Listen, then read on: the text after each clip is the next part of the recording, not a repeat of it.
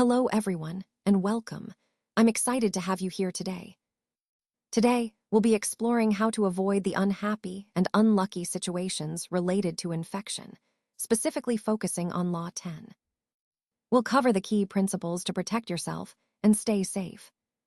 So, let's get started and learn how to stay ahead of these challenges together. You can actually die from someone else's misery. Think about that for a moment. Emotional states, whether positive or negative, are incredibly contagious, almost like diseases. So, when we see someone struggling or drowning in their problems, our instinct might be to help, to reach out and support them. But here's a crucial point. Sometimes, trying to help in the wrong way can actually backfire. You may believe you're helping the drowning person, but in reality, you might be just pulling yourself into their chaos, risking your own well-being. The unfortunate truth is that some people, through their own choices or circumstances, invite misfortune into their lives. They draw it onto themselves. And if we're not careful, we can also end up drawing that misfortune onto us. This is what I like to call the law of emotional contagion. Our emotional health is interconnected, and we need to be mindful of how we engage with others' misery. It's a reminder that protecting our own emotional boundaries is essential, especially when others are in distress. By doing so, we not only preserve our well-being, but also ensure that we're not inadvertently becoming part of their problem. However, this permeability is a double-edged sword. Spending time with the chronically unhappy can actually allow their toxicity to seep into your own pores. This can subtly change your mindset and even influence your luck over time. Humans are incredibly susceptible to the moods, emotions, and ways of thinking of those we spend our time with. This isn't just a coincidence, it's an evolutionary survival mechanism. Our mirror neurons play a key role here, helping us unconsciously imitate and mirror others' emotional states. We call this process the osmosis of the soul, or the mechanism of contagion. Basically, it's how emotional and mental states can transfer from one person to another, often without us realizing it. So, understanding this helps us see why choosing our company wisely is so important for maintaining a positive mindset and overall well-being. Nothing is ever right with these individuals. Their dissatisfaction acts like a black hole, draining the joy and energy from any room they walk into. They have a way of making everything seem like a problem, no matter the situation. Let's talk about the chronic complainer. Their lives often feel like a constant whirlwind of conflict. And interestingly, if things are calm, they'll often manufacture a crisis just to feel alive or to get attention. It's like they need that chaos to validate their existence. Then there's the drama magnet. These people are always targeted by bad luck stories, but it's important to understand that they often see themselves as innocent victims, caught in a cruel world. The truth is, however, they tend to actively create their own disasters, fueling the drama around them. And finally, we have the victim profile. These individuals tend to play the part of someone wronged or helpless, which can be a powerful way to gain sympathy or avoid responsibility. They're often the infectors, spreading negativity and conflict to others around them. Overall, recognizing these patterns helps us see how these personalities can infect a group or environment, which is why understanding these profiles is essential in managing their impact and maintaining a healthy, positive space. She left a trail of broken men and ruined careers wherever she went. Her bad luck wasn't just a coincidence. It was actually a reflection of her volatile and unstable personality. Despite this, many powerful men believed they could somehow save her from herself. Lola Montez was undeniably mesmerizing in her beauty, but her energy was chaotic and unpredictable.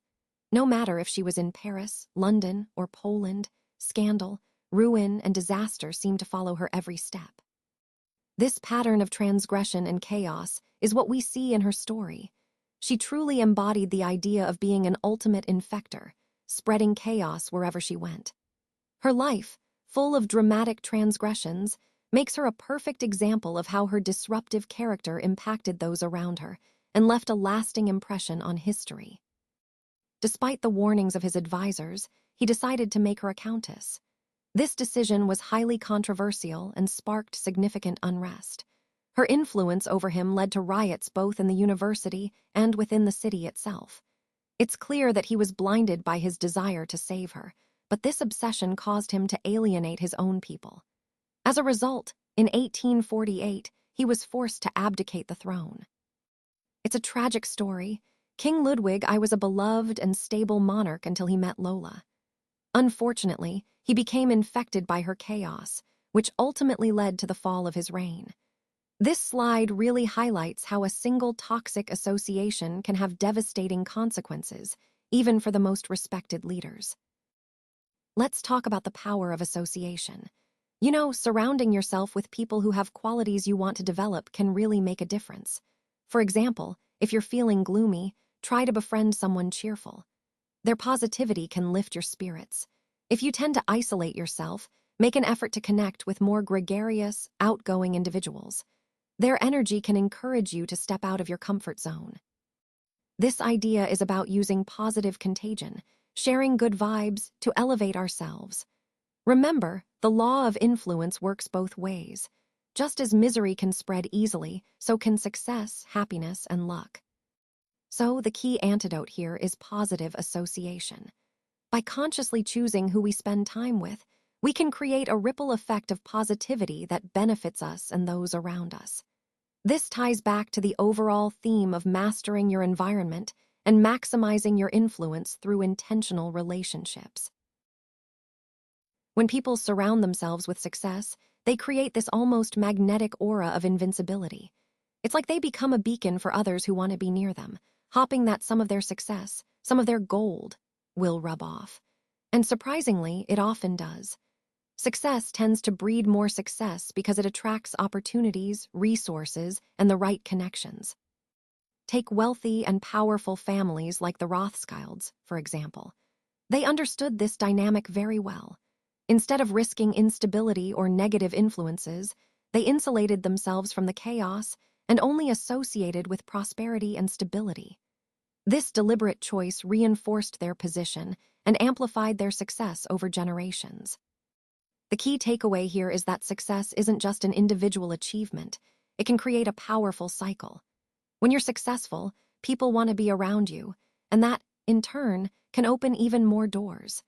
It's a self-reinforcing loop. Success breeds success. That's why understanding the power of this dynamic is so crucial in building and sustaining long-term influence and prosperity. So, how do you feel after meeting them? Do you feel drained? Or maybe anxious? It's really important to listen to your gut in these moments. Your intuition can often tell you more than you realize. Next, consider whether they take responsibility for their actions or if it's always someone else's fault. Are they owning their mistakes, or are they quick to blame others? This tells you a lot about their character and whether they're trustworthy. Also, look at their past. Is it filled with a string of broken relationships and disasters? Or do they tend to repair and learn from their mistakes? Understanding their history can give you insight into their patterns and whether they're likely to be a healthy influence. Now, the most crucial skill here is the ability to recognize the infector before you get too entangled. Spotting the virus early can save you from a lot of trouble down the line. So, the key strategy we're focusing on is recognition. Being able to identify these red flags early on is what keeps you safe and maintains your well-being in any relationship or situation. Surround yourself with healthy, stable people. Think of them as an immune system against infection, helping to protect your emotional well-being. Building this kind of support network is crucial because not everyone has your best interests at heart. Next, build a buffer. Don't let others guilt you into letting them back in once you've set boundaries. Their emergencies might actually be manufactured traps designed to keep you engaged or responsible. Recognize these tactics and stay firm. When it's time to close the door, resist the urge to try and fix them or offer endless advice. Sometimes, the best thing you can do is simply cut the cord and create distance. This isn't about punishment, but about protecting your peace. Distance really is your only true protection here. Finally, think of this as a strategy of insulation. It's about safeguarding your energy and maintaining healthy boundaries. Remember, Setting these boundaries is a form of self-care, and it's essential for your overall well-being. When a ship is sinking, it creates this powerful vortex that pulls everything nearby down with it. It's a dangerous force that doesn't discriminate. If you get too close to try to save someone drowning, chances are you'll be pulled down with them. So, the key here is to ignore the guilt that might tempt you to jump in and instead focus on saving yourself first. This ties into a common misconception, the idea that you can always save everyone. That's actually a dangerous reversal, and I'd call it the savior trap. It's rooted in vanity, thinking that we're capable of fixing every problem or rescuing everyone in distress. But the reality is, trying to be a hero in every situation can backfire. Sometimes, the most important act of heroism is knowing when to step back and protect yourself. Remember, you can't pour from an empty cup. So don't fall into the trap of believing you're the only one who can fix things. Sometimes, saving yourself is the best way to be able to help others effectively later on. When choosing a company to associate with, think about the idea of luck and happiness. It's not just about what the company does, but also about how it makes you feel and the energy it brings. Associating with the lucky and the happy means aligning yourself with organizations that foster positivity, growth, and success. These are the kinds of companies that inspire confidence and create opportunities. Remember, the company you choose to partner with can influence your outlook and your own success. So, when making this decision, focus on those that embody good fortune and a joyful spirit. This aligns perfectly with the overall theme of building a positive and prosperous future. Let's take a moment to acknowledge the sources of the images we've used throughout this presentation. As you can see, the first image, a magnifying glass examining a virus icon, comes from vectz.com, highlighting the importance of visual research tools in understanding health threats. Next, we have a historical photograph from Media Storehouse.com showing wealthy society members from the 1850s, which reminds us of how societal structures have always influenced public health responses. The joyful cartoon-style illustration from Holofocus.io serves as a reminder that emotional well-being plays a crucial role in health behaviors.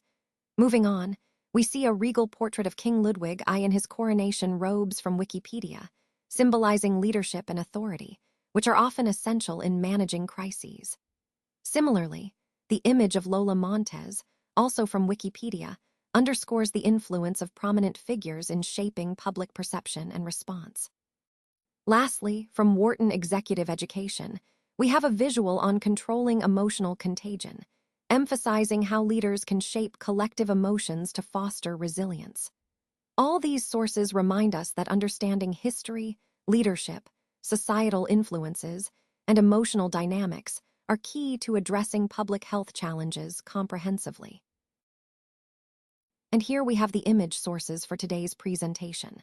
I want to give a special thanks to www.gallia.ca, which provided the primary image used here. You can see the link displayed on the slide. Additionally, the specific image was hosted on Amazon's cloud storage at this URL. These sources are important because they give credit to the creators and ensure transparency about where our visual materials come from. Remember, properly citing sources not only respects intellectual property, but also enhances the credibility of our work. And with that, we've come to the end of our presentation. Thank you for your attention and engagement throughout.